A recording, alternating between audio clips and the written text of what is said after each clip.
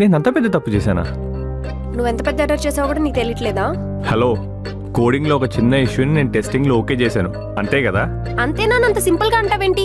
ఇది గనక క్లయింట్ చూస్తే మన కంపెనీకి ఎంత లాసో తెలుసా? మళ్ళీ మనకు ఇంకో ప్రాజెక్ట్ ఇస్తారా? అది నేను చూసుకుంటాను.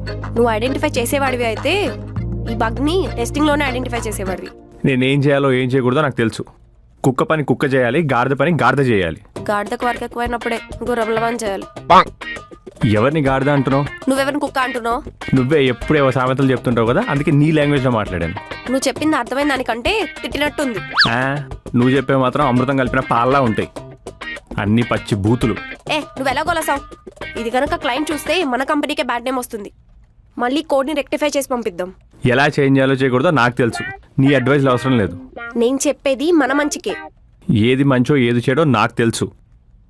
సురేష్, నేను చెప్పింది వింటావా? కోడ్ మళ్ళీ రీరైట్ చేసి పంపిద్దాం. చిన్న చేంజ్ చేస్తే కోడ్ సెట్ అయిపోతుంది, రీరైట్ ఏం చేయక్కర్లేదు. అట్లీస్ట్ మేనేజర్ కైనా పంపించు.